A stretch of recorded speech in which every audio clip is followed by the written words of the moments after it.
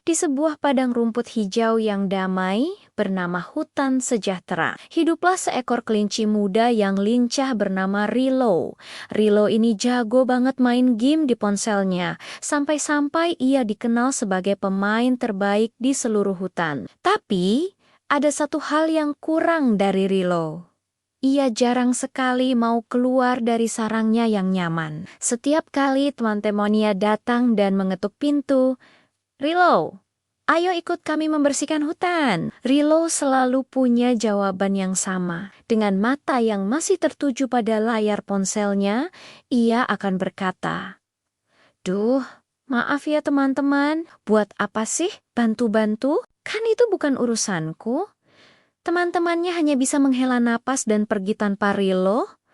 Mereka sudah terbiasa dengan sifat Rilo yang lebih mementingkan permainannya daripada lingkungan sekitar. Rilo berpikir, selama ia bisa mencapai level tertinggi dalam permainannya, itu sudah cukup untuk membuatnya merasa hebat. Ia tidak sadar bahwa ada hal lain yang jauh lebih berharga daripada sekadar kemenangan di dunia maya. Hari-hari pun berlalu dengan Rilo yang semakin asyik dengan dunianya sendiri, sementara kehidupan di hutan sejahtera terus berjalan dengan segala dinamikanya. Suatu sore, langit yang tadinya cerah tiba-tiba berubah menjadi kelabu. Awan hitam tebal menggantung rendah, dan tak lama kemudian, hujan deras pun turun mengguyur hutan sejahtera. Hujan ini bukan hujan biasa, tapi hujan badai yang berlangsung selama berjam-jam tanpa henti. Angin bertiup kencang, membuat dahan-dahan pohon bergoyang liar. Suara gemuruh petir sesekali menyambar, membuat para penghuni hutan merasa cemas. Rilo yang berada di dalam sarangnya yang hangat justru merasa senang. "Wah, cuaca pas banget nih buat main game seharian," gumamnya sambil tersenyum. Ia sama sekali tidak khawatir dengan apa yang terjadi di luar. Namun di sisi lain hutan, bencana kecil sedang terjadi. Jembatan kayu tua yang selama ini menjadi satu-satunya penghubung antara padang rumput dengan ladang tempat sekolah hewan berada, diterjang arus sungai yang deras. Jembatan itu rusak parah. Beberapa papan kayunya hanyut terbawa air, dan tali-tali pengikatnya putus. Keesokan paginya, saat hujan telah reda dan matahari kembali bersinar, para penghuni hutan dikejutkan dengan pemandangan yang menyedihkan. Jembatan yang menjadi akses vital mereka kini tak bisa lagi dilewati. Anak-anak hewan yang hendak pergi ke sekolah hanya bisa berdiri termangu di tepi sungai. Mereka tidak bisa menyeberang. Kekecewaan terpancar jelas di wajah mereka. Para orang tua pun berkumpul, merasa bingung dan khawatir. Bagaimana ini? Anak-anak tidak bisa sekolah. Keluh seekor tupai, "Kita harus memperbaikinya, tapi kita tidak punya cukup bahan," sahut seekor berang-berang. Semua orang tampak kebingungan. Mereka tahu jembatan itu harus segera diperbaiki, tetapi mereka tidak tahu harus memulai dari mana. Kekhawatiran menyelimuti seluruh hutan sejahtera, kecuali satu penghuninya. Ya, siapa lagi kalau bukan Rilo? Ia masih asyik di dalam sarangnya, mengejar skor tertinggi dalam permainannya, tidak peduli dengan masalah yang sedang dihadapi teman-temannya. Di tengah kebingungan itu, muncullah sesosok figur yang dihormati di hutan sejahtera. Dia adalah Paman Kura, seekor kura-kura tua yang bijaksana. Dengan langkahnya yang pelan tapi pasti, Paman Kura datang sambil menyeret sebuah papan kayu bekas di punggungnya. Di mulutnya, ia juga membawa sekantong paku. Meskipun tubuhnya sudah tidak sekuat dulu dan sering merasa lelah, semangat di matanya tidak pernah padam. Ia bertekad untuk memperbaiki jembatan itu sendirian. "Aku harus melakukannya. Demi anak-anak ini, mereka harus bisa sekolah lagi," bisiknya pada diri sendiri.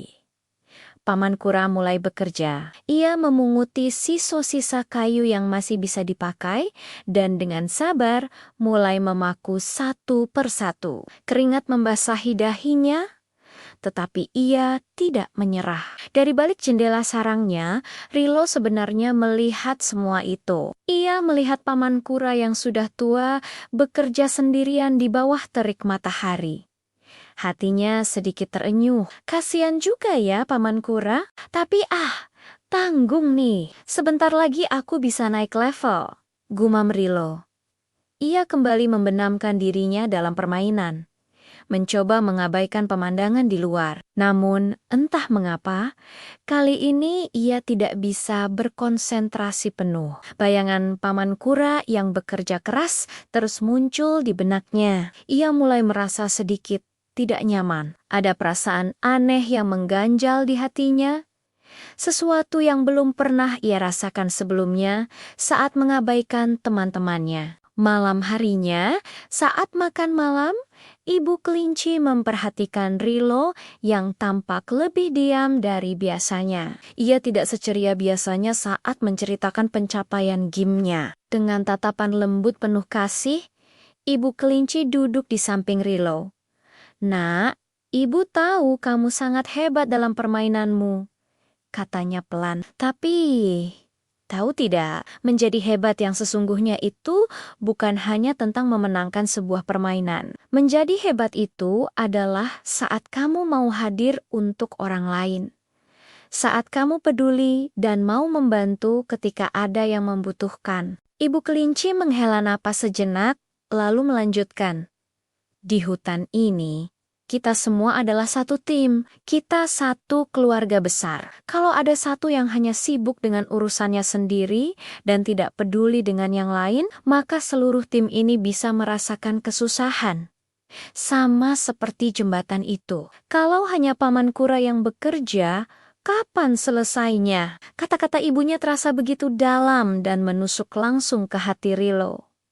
Ia terdiam, merenungkan setiap kalimat yang diucapkan ibunya. Selama ini, ia selalu berpikir bahwa menjadi pemenang adalah segalanya. Tapi malam itu, ia mulai menyadari bahwa ada kemenangan lain yang jauh lebih berarti. Malam itu, Rilo tidak bisa tidur nyenyak.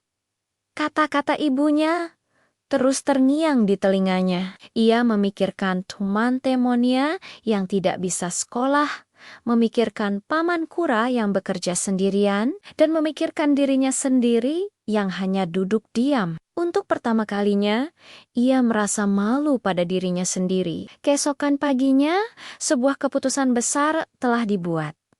Begitu matahari terbit, Rilo membuka pintu sarangnya. Tapi kali ini bukan untuk sekadar mencari udara segar. Di tangganya ia membawa sebuah palu kecil dan mengenakan sarung tangan kerja miliknya. Ia berlari menuju jembatan. Di sana, Paman Kura sudah memulai pekerjaannya lagi. Tampak sedikit lebih lelah dari kemarin. Dengan sedikit gugup, tapi dengan senyum yang tulus, Rilo mendekat. "Paman Kura," panggilnya. "Boleh aku bantu?" Paman Kura mengangkat kepalanya yang keriput. Ia menatap Rilo dengan terkejut. Lalu matanya berkokek-kokak karena bahagia. "Tentu saja, Rilo. Tentu saja," jawabnya dengan suara bergetar. Melihat Rilo, si jagoan Jim kini ikut bekerja. Hewan-hewan lain yang tadinya hanya menonton dari kejauhan merasa tergerak. Satu persatu, mereka mulai berdatangan. Seekor beruang besar datang membantu mengangkat balok-balok kayu yang berat. Sekawanan tupai dengan lincah membantu mengumpulkan teli-teli rotan dari dalam hutan. Burung-burung ikut membantu mengikat tali di tempat-tempat yang sulit dijangkau. Suasana di sekitar jembatan menjadi ramai dan penuh semangat gotong royong. Ada yang mengangkat kayu, ada yang memaku, bahkan beberapa anak hewan ikut membantu mengecat pagar jembatan dengan warna-warni ceria. Mereka juga membuat sebuah papan nama baru yang indah dengan tulisan Jembatan Pelangi. Nama itu dipilih sebagai lambang persatuan dan kebersamaan seluruh penghuni hutan. Pekerjaan yang tadinya terasa mustahil untuk Paman Kura seorang diri, kini terasa begitu ringan dan menyenangkan. Hanya dalam waktu 2 hari,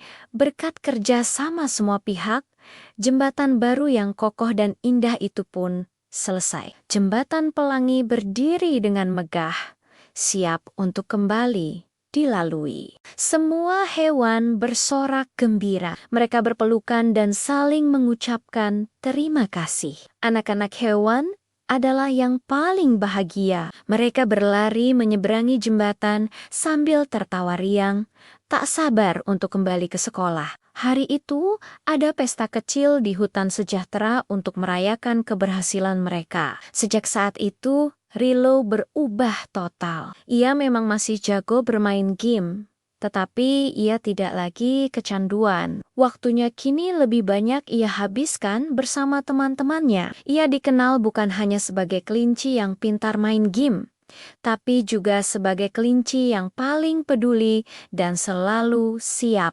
membantu. Rilo sering menjadi panutan bagi teman-teman sebayanya. Sambil menatap jembatan pelangi yang indah, Rilo tersenyum pada dirinya sendiri. Ia akhirnya mengerti. Menjadi hebat itu bukan soal siapa yang paling cepat atau paling kuat, bisiknya, tapi soal siapa yang mau hadir saat dibutuhkan. Sejak hari itu, Rilo menjadi anggota paling aktif dalam setiap kegiatan di hutan sejahtera. Mulai dari membersihkan sungai bersama, merawat taman bunga, hingga membantu mengatur buku-buku di perpustakaan pohon. Rilo telah menemukan arti kehebatan yang sesungguhnya. Terima kasih sudah menonton cerita Rilo dan Jembatan Pelangi. Jangan lupa untuk subscribe ya, agar kita bisa bertemu lagi di cerita-cerita inspiratif lainnya. Sampai